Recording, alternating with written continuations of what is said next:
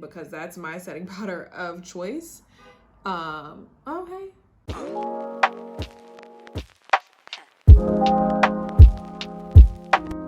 Before we go anywhere, make sure you guys are subscribed to my channel. I've been getting a lot of new viewers here, a lot of new views. I've been seeing my views go up.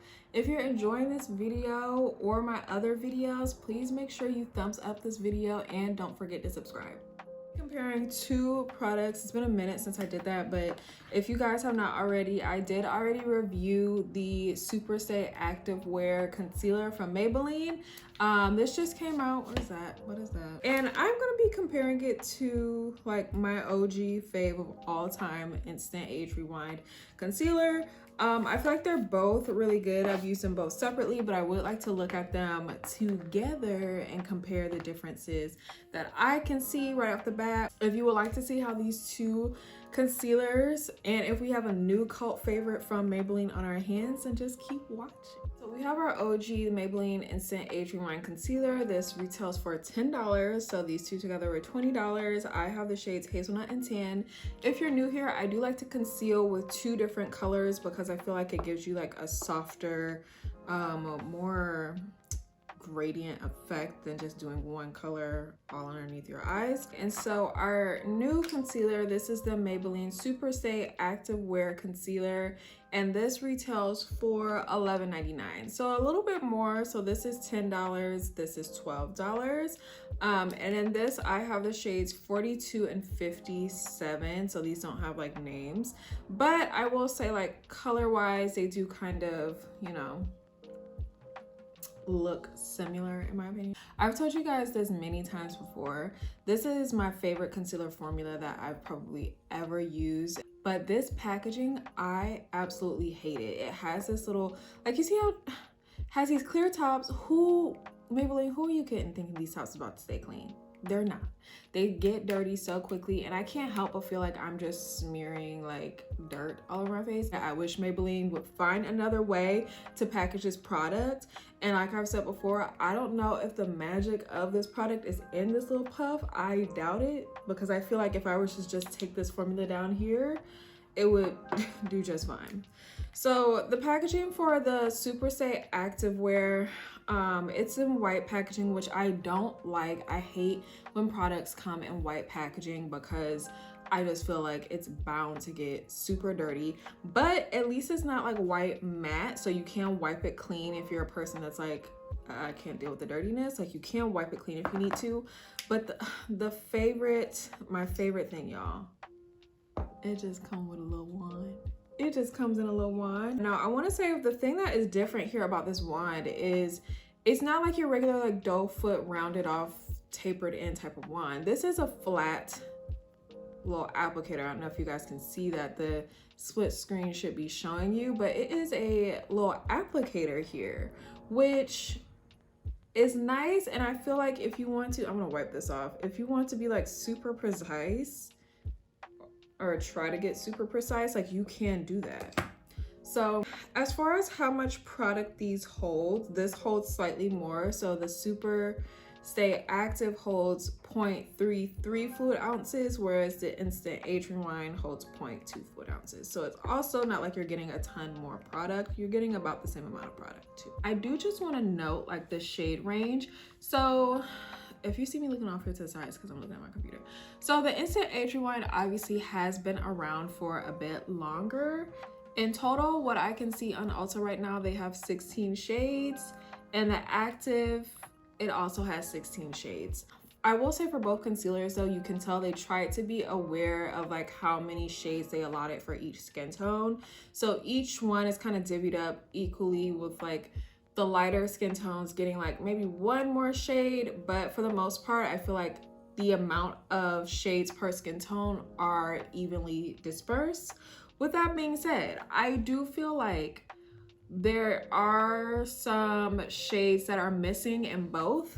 And I feel like, especially for the Instant Age Rewind, as much of a cult favorite and classic like makeup product this is, especially for drugstore, and especially if you're trying to make it accessible to all women, I would have thought that this concealer by now would have had a ton more shades available. I would have thought they would have like be expanding on the shade range like every single year. That's a little bit of a disappointment. They both have 16 shades, so in both shade range, somebody ain't finding they shade. So let me color swatch these for you guys just so you can see what they look like. So this side of my face is gonna be the Instant Age Rewind, and this side of my face is going to be the what's it called? The Active. So this is the shade Hazelnut.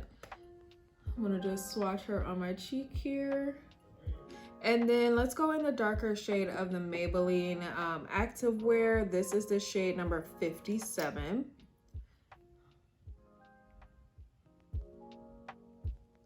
And I will say, like, off the bat, looking at them, they look pretty similar.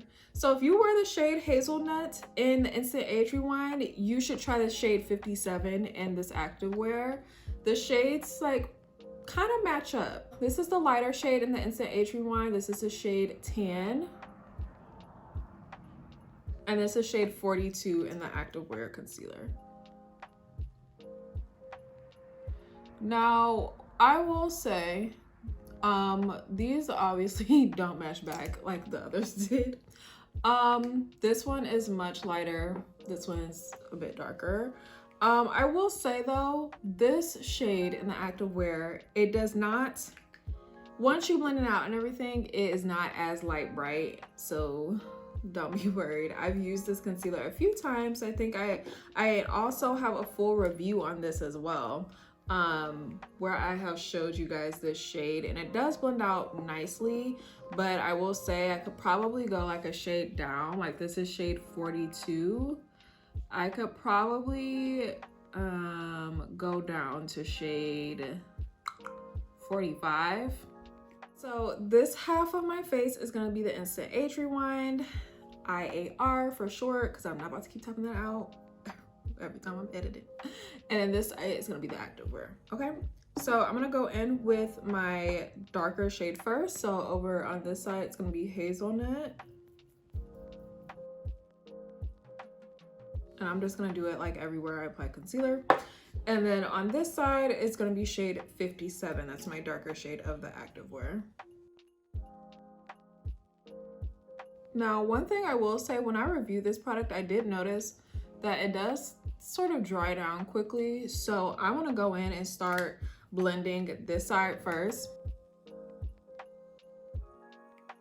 So I'm gonna go in and start blending out the Instant Age Rewind side.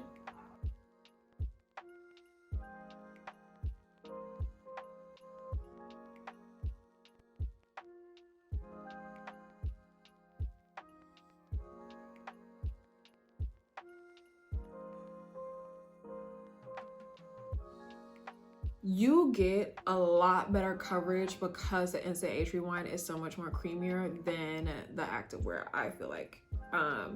I just feel like because it's like a bit creamier, it doesn't set and dry right away. Every time I've used this, I've had to go back with like 2 layers of concealer right here in my inner corner just to get like the full coverage that I get over with my Instant Age Rewind. So I'm going in and setting my under eyes with my Laura Mercier. Y'all know this is like my tried and true like test of if I like a setting powder or a concealer, because sometimes setting powders and concealers do not play well together.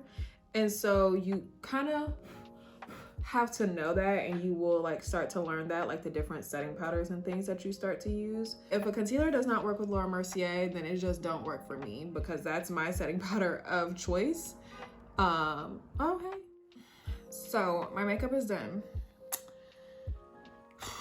Gun to my head. If you asking me like what product am I going for?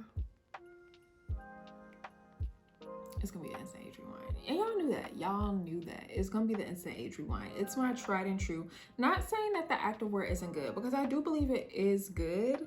Even just looking at it right here, I don't feel like you can tell much of a difference of which side is which. Like I can, because I know like where I put it. I mean, and you do too, because I told you what sides I put it on. But it doesn't look like a stark difference. I feel like if Maybelline does anything right, they can make a good concealer and base product. So I really enjoy both of these concealers, but if I had to choose just one, I'm going with the Maybelline Instant Age Rewind every time, regardless of the little nasty puff up there. Maybelline, if y'all were to redo that puff though, I'm telling you, it's a game changer. So yeah, that's it. I will link both of these products below. And yeah, thank you guys so much for watching, and I will see you next time.